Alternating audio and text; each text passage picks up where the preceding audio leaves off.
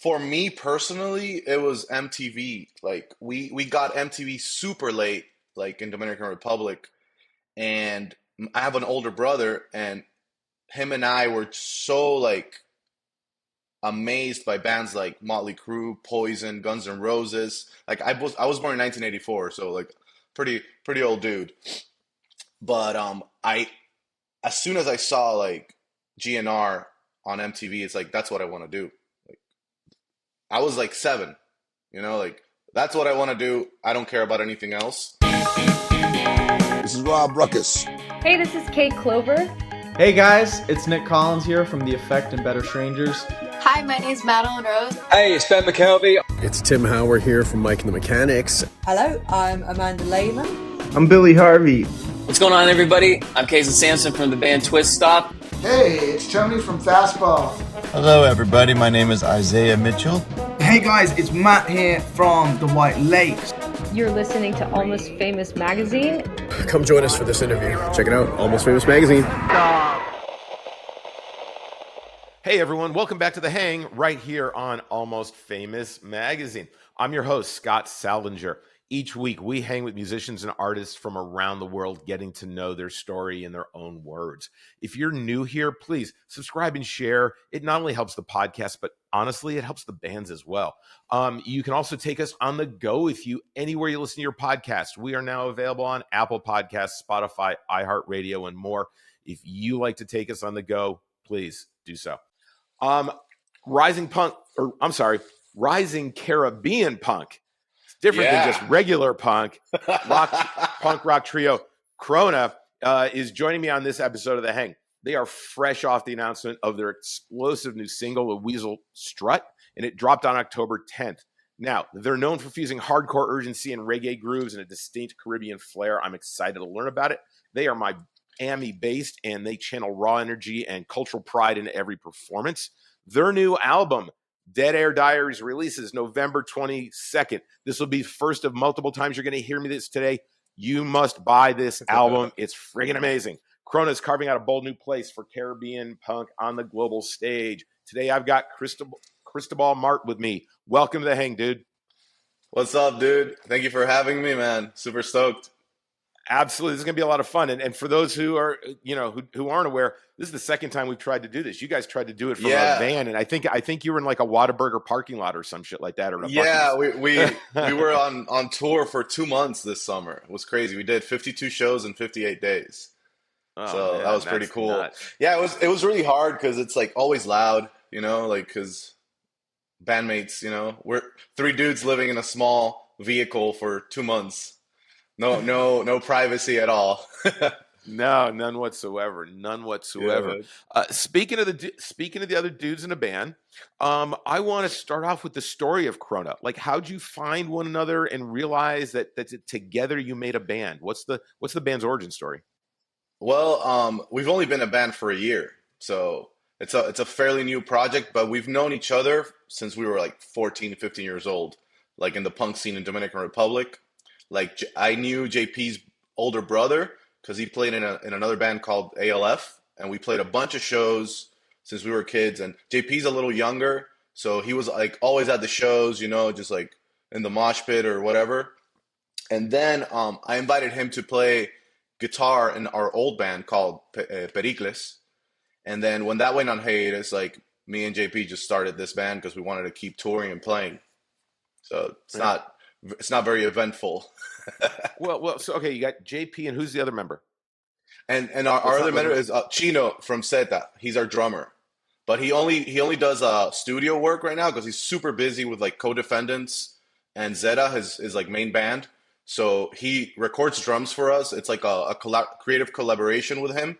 And then our touring drummer is Sosa, which we've also known from the Dominican punk scene for like 20 plus years, man.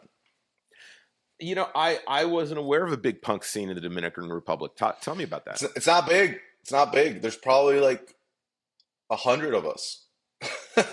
Like back in the early 2000s, it was very vibrant, and it was the peak of the punk scene was like maybe 2005 to 2009. Like me and my buddy Paul from La Armada, we brought bands like Death by Stereo and Strung Out down.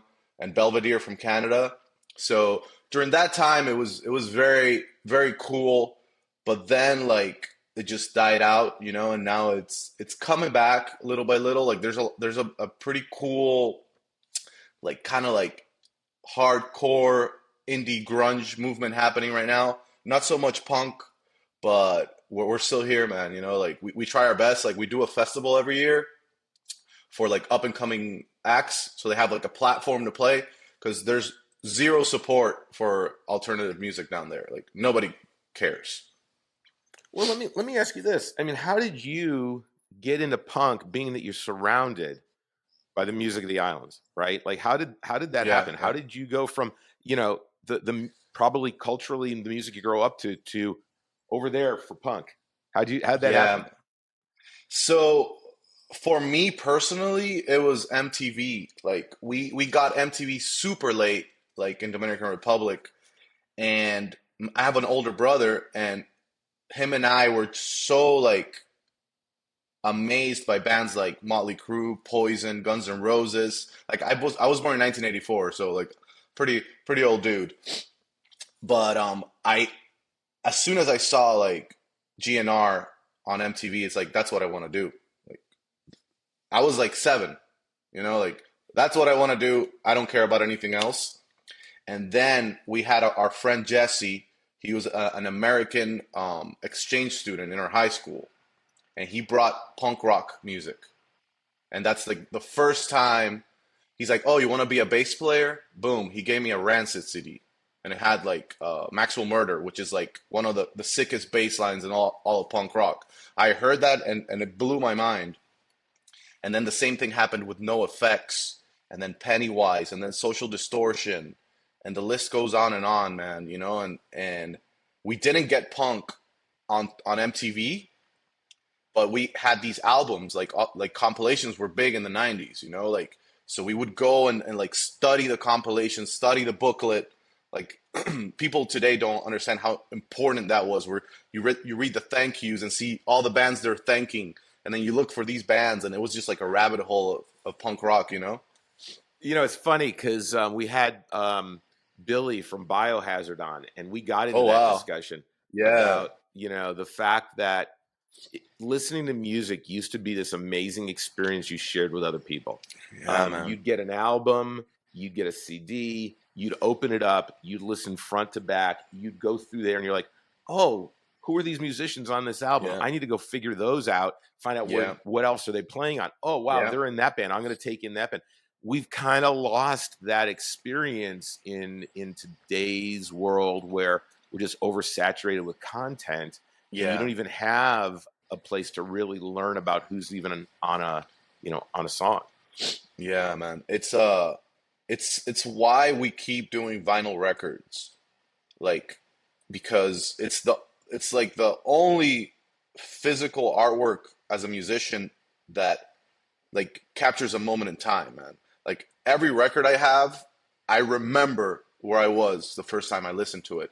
And that's something I want to share with like people that listen to our music. Is like that's a very special experience, man. Like we're very grateful that we have platforms now that you can listen to every record ever made, right? But it doesn't feel as important as before when you got the new record that just came out and you actually had to go to the record store to go get it. And sometimes if it was like a big band, let's say like a Nirvana, you'd have to wait in line, man. So it's different, man. So you're bringing back a ton of memories. Skipping high school to go pick up a new album, or getting it on cassette and sitting outside listening to it with your friends in the parking lot as soon as you went to the store and got it on release day. It's those were magical times. I mean, the sense of anticipation you had for what's it going to be like, because you just didn't have all these outlets where you can hear it in real time. So I totally know what you're talking about. So you grow up with this harder rock. You start to find some punk, and then you're like, hey, I'm going to mix that up with Caribbean music. Like, how did all that start to come about? Man, so like the Caribbean stuff is because of Chino, man. Like he's from Venezuela, and his style of playing is so like avant-garde, man. Like I've never collaborated with such a creative person like him as a drummer. He just brought that in. It wasn't planned, and it's like a natural forward thinking way of drumming that he has, and he's always thinking outside the box. Like I give him these riffs, and I'm thinking of something, and then he just goes totally left field, and I'm like, oh, okay, so this is possible too. Let's go that way instead, because my way sucks. you know. So yeah, it wasn't planned, but it just happens, man. Like we really don't go in to record songs with a plan. Like we're not big planners. We just like go with the flow to what feels right. Like it's very feeling driven the way we write music, So it just happened, man. Like it's and I feel like it's something expected and natural given like all these influences we've had from like reggaeton, like merengue, salsa, bachata, which are all these like Dominican and like Venezuelan genres of music that we've been exposed to since we were little kids, that they're there in our subconscious, whether we like that music or not, it's still there. And it's very, even like if you hear like Nirvana or American bands, they have like a lot of like reggaeton rhythms, whether they like it or not, like it's such a influential style of music that people incorporate it into their music without even knowing they're doing it, like that, like Queens of the Stone Age uses that rhythm a lot, so it's a very powerful and very old like style of music, Yeah, no, I'm wondering if you've noticed this. I have, and I've talked to some people about it lately, and we actually had there's a band out of Houston called Easy Band. I don't know if you've heard of them yet. Yeah, I love them. Yeah, I know. Are they not amazing? Like the cover they did for the Smiths is like, wow, man, because the guy can sing. The guy can sing, man. Holy, yeah, great. That's beautiful, man. Yeah, I mean, what they're doing, what Pinata Protest is doing, what you're doing, look, rock and roll, whether it's punk rock, hard rock, whatever, has been around a while. But I really love what a lot of musicians are doing today and taking their own cultural influences and injecting it into things like punk and rock and different types of formats, because I think we need to revitalize kind of our sound palette. Yeah. I feel like it's very cookie cutter. Like a lot of bands just sound the same, man, and it's because a lot of people don't like to take risks, like creatively, that they're worried about what their fan base thinks about their new albums. And it's something that I've always thought is like, I make the music for myself. And if people like it, that's good. And if they don't, I don't care. Like I always do it for me, because if I'm not having fun and I don't like it, I'm not going to keep doing it, So yeah. It's been working out so far. No, absolutely. I'm curious, given the Latin culture in your music and the day and age we live in, punk has always been tied to social critique. And you mentioned that you go in the studio kind of, no planning, blank slate. Where do the lyrics come from? Where do those ideas for what you want to say come from? And how do you translate those ideas into the social conscious? So I've never been one to write songs of protest, right? Let's say like, if you don't like this president or that president or this or that that's happening, what I do write, my protest is my personal experience on how I live my life. Like I remember one of the most impactful things that happened to me when I first started touring in the US with my old band. This was a long time ago. We were playing a show in Harrisburg, Pennsylvania, and this skinhead comes to the merch table, and with a Sharpie, he just goes like that and just draws a swastika. That was like one of my first like, oh, okay. And like I looked at the guy and I was like, oh, like what was the purpose of that? Like he did he think I was gonna cry?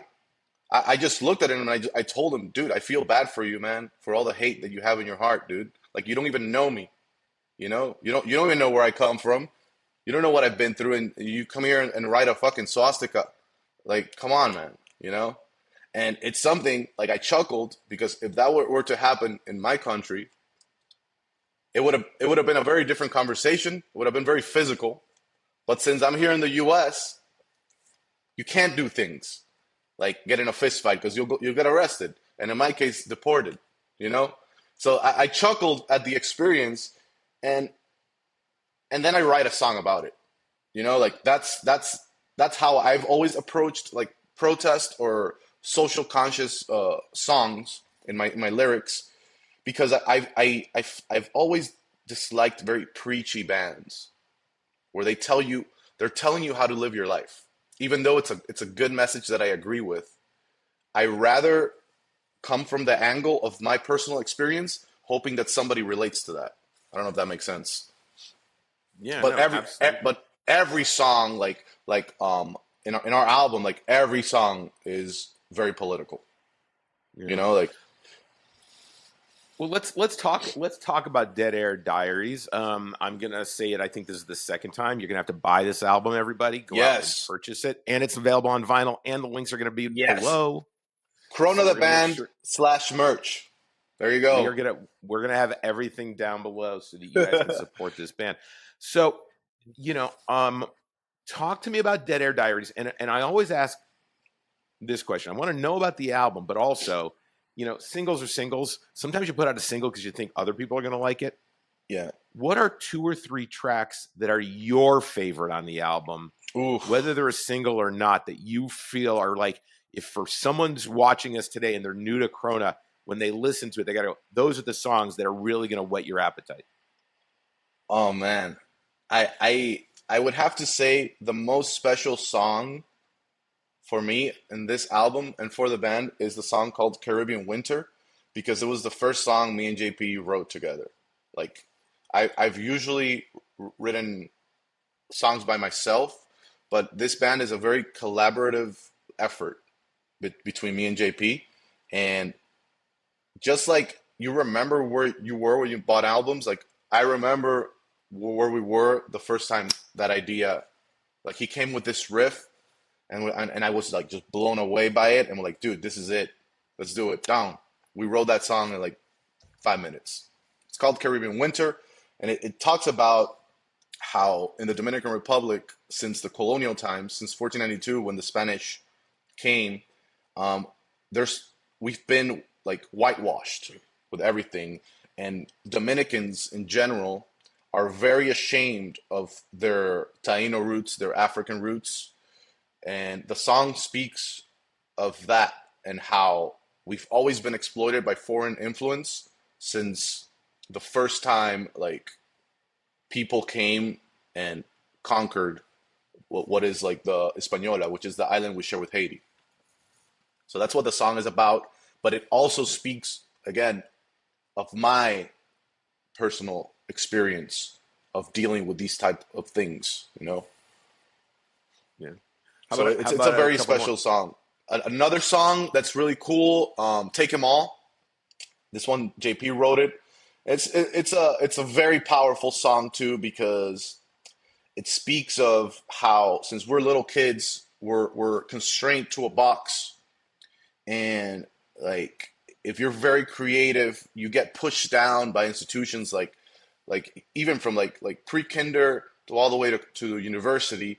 You're shaped into becoming a cog in the capitalist machine, and the song speaks of how through like pills like Ritalin or what's that other one for ADD, forget the name, like all these pills like just like try to control kids, especially if they're creative and very hyperactive, whereas before, man, all you had to do is like go outside, man, kick some rocks, so that song is very cool too. What other song? The Weasel Strut, really cool song about how narrow-minded we are as a species, where we think that our culture and the way we think is the only important culture, which is something that we see now happening, for example, in Israel and Palestine, like they're fighting each other because both sides think they're right and genocide is happening. And it's a song that speaks of how crazy that in 2025 genocide is still happening, and it's very sad. And we also forget that even though Israel is committing genocide, there's people in Israel as well that are victims as well, and sometimes people forget that not everybody is on board with what's happening, and we have to like zoom out a little and see that we're all like in this together as a species in the end, you know. And the song speaks of that, and it's a very sad topic, but it's very important to talk about since it's very relevant still today. Yeah. I can really appreciate that. I talk a lot to people about the fact that, you know, if you stood us all up in a room, take 50 odd people, and you take the clothes off, and you take the skin off, the muscles all the same. You take the muscles off, the organs are all the same. The only thing different about any of us is what's up in here. And like any computer, good stuff in is good stuff out, bad stuff in is horrible out. So, you know, and why do we treat each other differently? I'll never know, because we're all made of the same stuff. Yeah. Right? That's what helped Stardust. Everybody, man. Like we forget we're monkeys on a rock flying through a black thing. That's all it is. That's all it is in the end, man, you know. And it's very sad that still, like, with all the information we have, we've become more ignorant than 100 years ago, you know. It's it's getting worse too, so it's nuts. We could spend an hour on that one, and we'd probably go down some rabbit holes. For sure. But okay, so we've got your favorites off the album. It's going to be out in vinyl. I'm curious, in your musical career, right, and all your years playing, is there one person who's had the largest impact on your career? Whether it's a teacher, a cheerleader, or just somebody you met at a show who gave you some bit of advice. Is there one person who's really been monumental for you? There's quite a few, but the first person, like, that moved like the compass in my life towards where I am today. Like, the first is Jesse Norell, is like one of my brother's buddies from high school. He was like the guy that gave me the punk records. If it wasn't for him, we wouldn't be having this conversation. So I don't know where you are, Jesse, but thank you. He was a really cool dude. And then Daniel Drinkard, another buddy of mine who was, funny enough, another exchange student. Like, him and I started doing the first punk house shows in his backyard, called the Backyard Hoedown, you know? Because we always, because of the records, we always wanted to have our own Gilman Street. And that's kind of how, like, the real Dominican punk scene happened, is because we started doing these house shows. And then we had a label, and that's how we brought the bands. And so Daniel as well. And then Benny, our buddy from Boston, the guy I've recorded almost every record with, he's been monumental in my development as a bass player, songwriter, and even singer, even though I just yell at a mic. He's always pushed me to be better, you know? So thank you, Benny, as well. And, man, people that I don't know, like Fat Mike from NOFX, huge influence on my bass playing. Matt Freeman as well. Trent Reznor is definitely, like, up there, as well as, like, people that I admire as like artists. And yeah, I think that's it. I could go on forever. I'm just wondering if Benny from Boston has ever broken anyone's kneecaps. Benny from Boston. He could live in New Jersey, not Boston. I don't know. The funny thing about Benny from Boston, he's like polar opposite of, like, the cliche, like, Boston beatnik guy, you know. But yeah, no, he's a cool dude. He's tough. He's tough on you in the studio for sure. But in the end, like, he knows how to polish turds. That's what I always tell him. He knows how to polish a turd. That's a talent in and of itself. Yeah, man. Yeah. So you guys have been around now for about a year or so, and the first album's coming out. How are you feeling about the music business these days, and what you need to do to overcome kind of the fact that everybody's in the business these days? Everybody's putting out something, or like there's new songs coming out 24/7, 365. It's not so much an artist anymore as a creative. How do you feel about that? And what are some of the things that you try to do to stand out in that overcrowded space?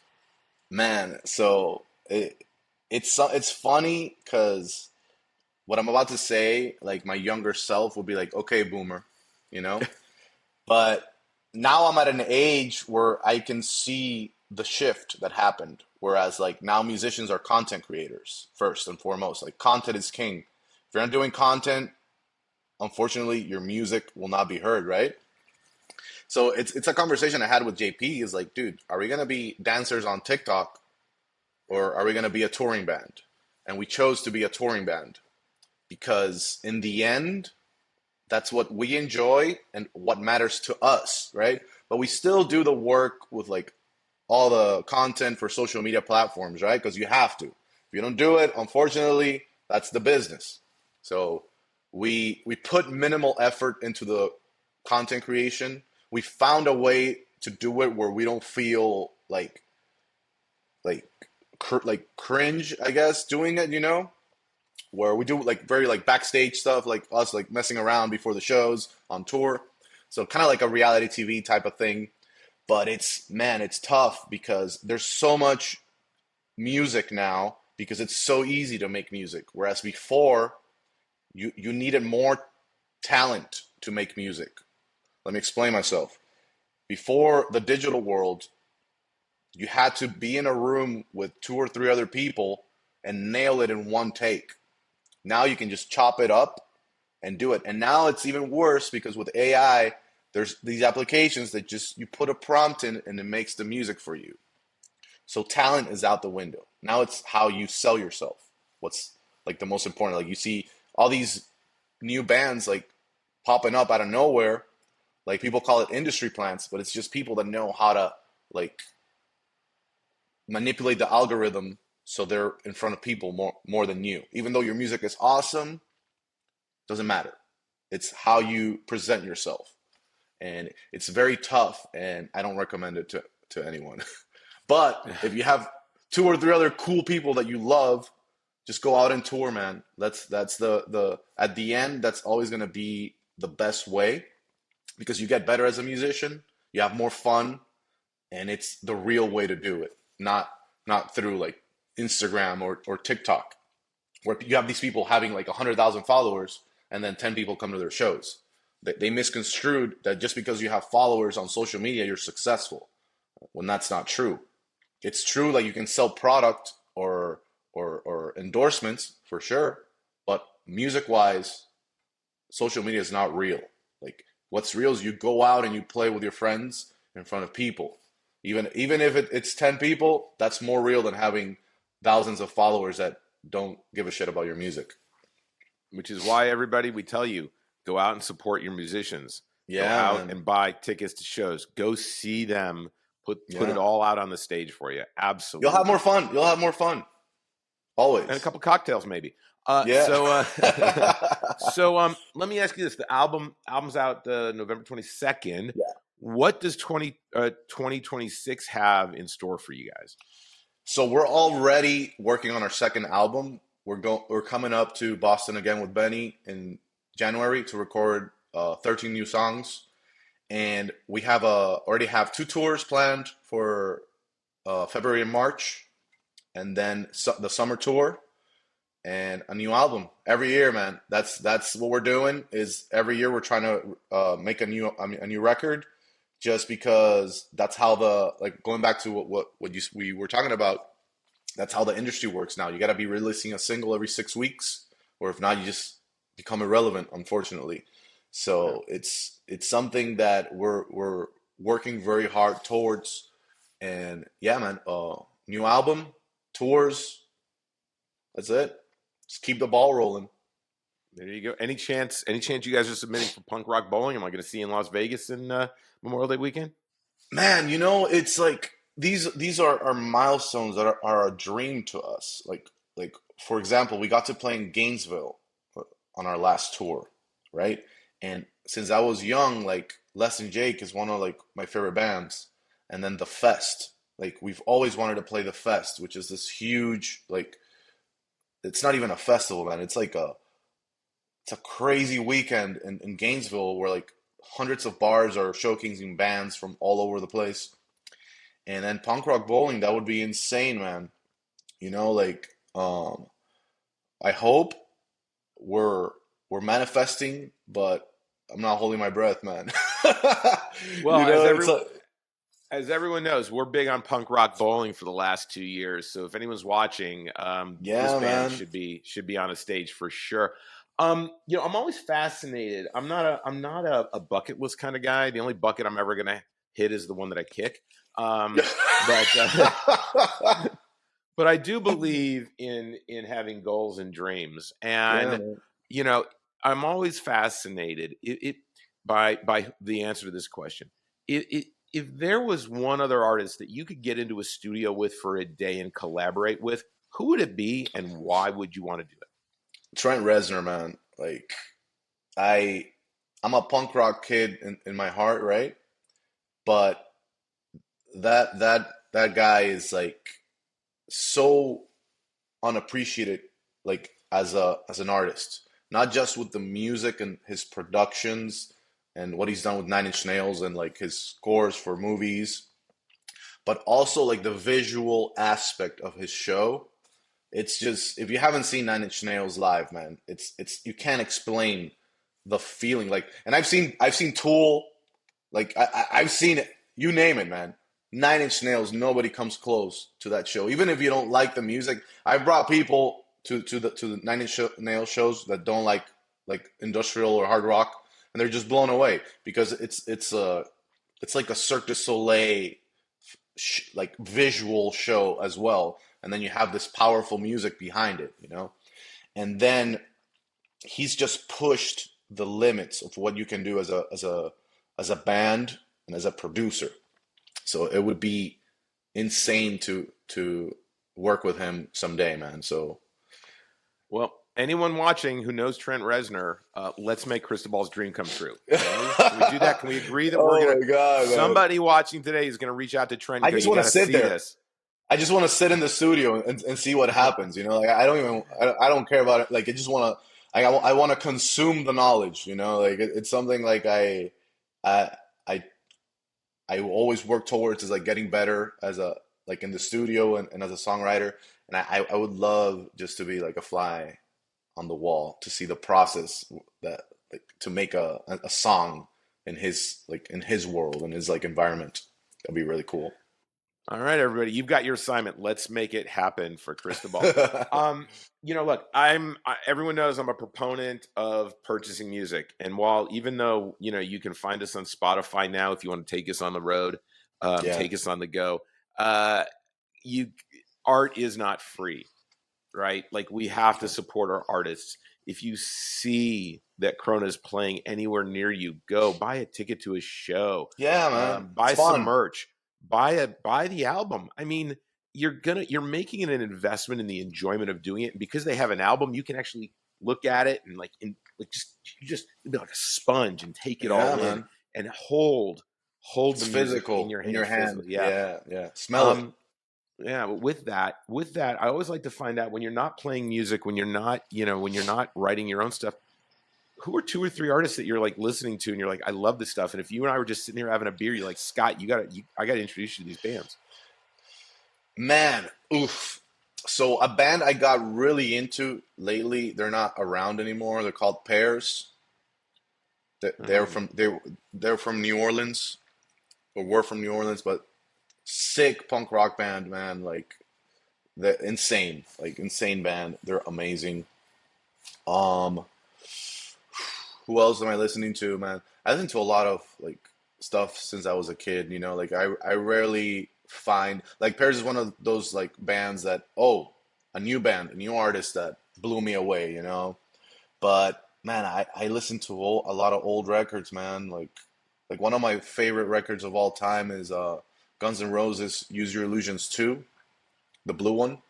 Not a lot of people like that record, but it's like one of my favorites. I listen to it all the time. Alice in Chains as well. Love Alice in Chains. So I don't new artists, man. No, it could be any artist. I mean, dude, it's what you enjoy listening to. Oh yeah, dude. Old records, man. Old records. I 9 Inch Nails as well. Tool. I listen to a lot of Tool. Funny enough, I hated Tool when I was a kid. My brother loved Tool, but it was just because I was too dumb to understand. People say it a lot, but I get it when they say it. Like you need to understand that Tool to appreciate it. So I don't think you're too dumb to understand. I think because I go through this too. There are artists that were around when I was growing up that I wasn't in the right place to appreciate it at the time of my life. I wasn't That's in the right place way to say that this connects with me, because I'm a very the music's gotta connect with me. There's gotta be a visceral feeling that I have. And look, you mentioned, I mean, it is a little harder these days. There's a lot of vanilla out there, right? So it is more challenging, I think, to find some things that really connect with you and bring meaning to your life. So I can totally understand where you're coming from. So yeah, man. And when Fear Inoculum came out, like their latest record, they dethroned Taylor Swift. So that's huge. Like that is ridiculously huge. I believe she was like in the top Billboard for like months, and then Tool came out with Fear Inoculum and then just destroyed everything. It's a great record, great show. And I like Puscifer as well. Like anything Maynard does, like I really like. I like A Perfect Circle as well. Like Smashing Pumpkins, like a lot of '90s bands, and it's something because that's what's more like not necessarily influential, but nostalgic. I guess is a very powerful feeling when I listen to music, and it's makes me feel good to listen to these bands because it reminds me of a time in my life, Whereas like new artists, it's so hard to find a new artist, but Paris for sure is like sucks they're not around anymore. I got into them when they broke up. I think I mean I see it somewhat similarly. I think one of the reasons that some of that stuff connects so well is it's the authenticity. I think authenticity is the key. I saw an artist, Lindsay Kraft. She opened for Ben Folds, and she's 3 years ago, she decided she's an artist who had written a bunch of words. 3 years ago, she decided she was going to learn piano, and she was just on tour with Ben Folds, opening up for him. And the authenticity of her lyrics just grabbed your soul. And I think that's the key. She bore her soul on stage with nothing but a piano, nothing electronic, nothing, no overdubs, no nothing. She's had to do it herself, and it just had that authenticity. I think that's what some artists, not that I'm saying that the music is necessarily bad, but I think there's some artists who just aren't as authentic because we live in a day where you can create like that and you don't have to put your thousands of hours into it. So those are all pretty good. Like, especially in such a big stage like that, being by herself with a piano, people don't understand how difficult, not the music, the nerves of how vulnerable, that's the word, not difficult, how vulnerable you are when it's just you and your instrument and your voice versus you have a band, you fuck up, doesn't matter. But if it's just you, man, props to them. That's really cool. Well, it's funny because Ben Folds performed his song "Landed," and he started it out and he messed up the first lyric of a song that's 20 some odd years old, and almost 20 years old, and then he's like, what the fuck did I just do? And then he breaks into a country western song and then goes back to "Landed," and you have to have that experience of having to just be able to rebound that way, adapt, adapt, own your errors, and then move forward. So I think that authenticity that a lot of artists that I've been seeing lately is what's really connected to me, dude. This has been amazing. I can't wait till you guys come to Dallas sometime. Maybe I'll get to Miami next summer. All right, I'm expecting you. I'll be there to take pictures for sure and write a review. Thank you, man. Cristóbal, this has been great. Everybody, go out, buy KRÖNA's album, support them so we see them next year. Just on come tour. to the show. Come to the show. Come to the shows. You know, if you're in the Miami area, they'll definitely be playing there. And in the meantime, best to you guys with the release of the album. Be well. Thank you. Have a fabulous end of the year. I can't wait for the next album. Everybody, thanks for joining us.